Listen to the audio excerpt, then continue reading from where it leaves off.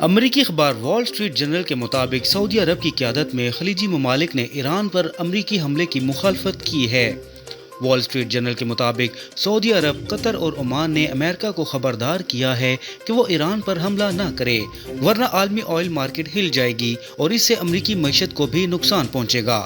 اخبار کے مطابق بظاہر یہ عرب ممالک خاموش ہیں، لیکن پس منظر میں رہ کر لابنگ کر رہے ہیں کہ امریکہ ایران پر حملہ نہ کرے، کیونکہ اس سے عالمی آئل مارکیٹ کو شدید دھچکا لگے گا اور لامحالہ امریکی معیشت بھی متاثر ہوگی۔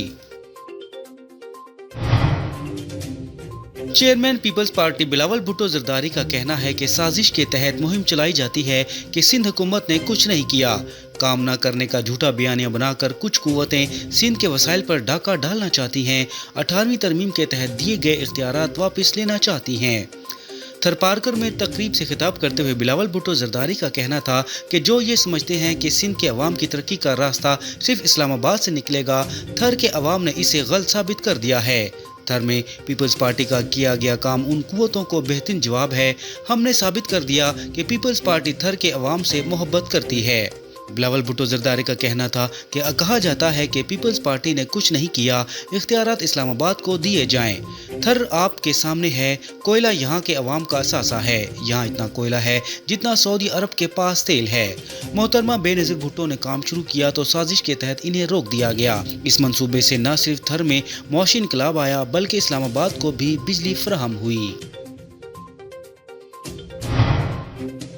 پاکستان اور ورلڈ لبرٹی فائنینشل کے درمیان مفاہمتی یادداشت پر دستخط ہو گئے۔ پاکستان اور ورلڈ لبرٹی فائنینشل کے درمیان ڈیجیٹل ادائیگیوں میں جدت کے لیے مفاہمتی یادداشت پر دستخط ہو گئے۔ تقریب میں وزیر اعظم شہباز شریف، نائب وزیر اعظم Ishaq Dar, chief defence of forces field marshal Syed Asim Munir, وزیر خزانہ محمد اورنگزیب، چیئرمین پاکستان ورچوئل اثاثہ جات ریگولیٹری اتھارٹی اور دیگر اعلیٰ حکام نے شرکت کی۔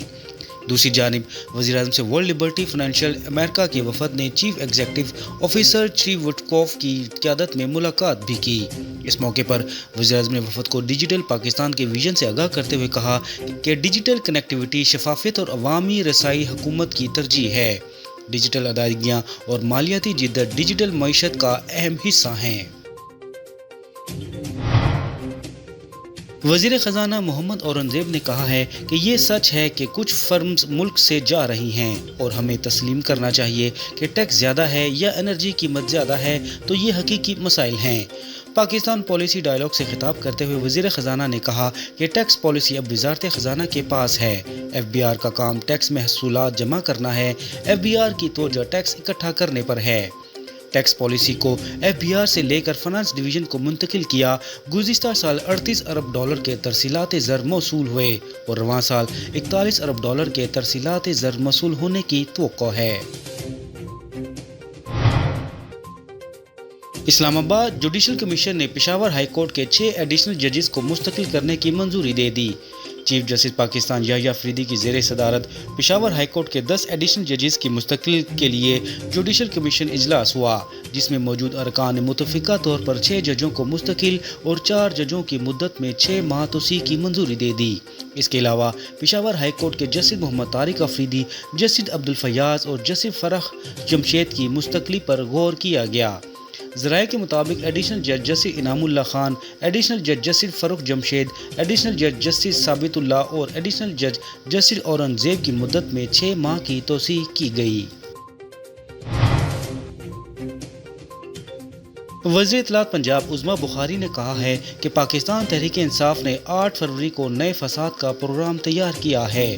لاہور میں پریس کانفرنس کرتے ہوئے عظمیٰ بخاری کا کہنا تھا کہ پی ٹی آئی دہشت گردی اور فساد سے پیچھے نہیں ہٹ سکتی، ان کی سیاست لوگوں کو اکسانے پر ہی ہے۔ انہوں نے کہا کہ ریڈیو پاکستان پر حملے کی فورینسک رپورٹ میں ان کے چہروں اور آواز کی جانچ پڑتال کی گئی۔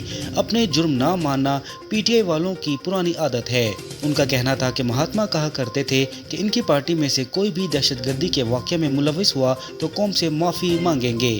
اب تو 9 مئی کی فوٹیج بھی سامنے آ گئی ہیں۔ وزیر مملکت برائے داخلہ طلال چودھری نے الزام عائد کیا ہے کہ قومی پالیسی پر ابہام پیدا کرنا ہی پی ٹی آئی کی پالیسی ہے۔ मीडिया से गुफ्तगू करते हुए वज़ीर मुमलिकत बराए दाखिला तलाल चौधरी ने कहा कि वज़ीर आला खैबर पख्तूनख्वा कहते हैं अफगानिस्तान को दहशतगर्दी के सबूत देने चाहिए। उन्होंने सवाल किया कि सोहेल अफरीदी को अभी तक नहीं पता कि दहशतगर्दी कहां से हो रही है।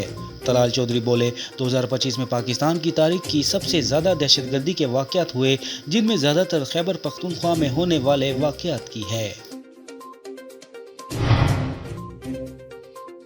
और मुल्क में सोने की फी तोला तारीख की बुलंद तरीन सतह पर पहुंच गई। All Pakistan Sarafa James and jeweller association के मुताबिक सोने की फी तोला कीमत में मजीद 4300 का इजाफा हुआ है।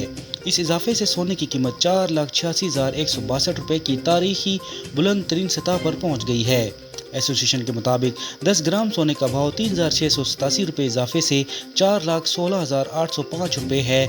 दूसरी जानिब आलमी बाजार में सोने का भाव $43 इजाफे से $4,638 फी औंस है। मज़ीद खबरों से आगाह रहने के लिए हमारे चैनल HI TV को सब्सक्राइब करें।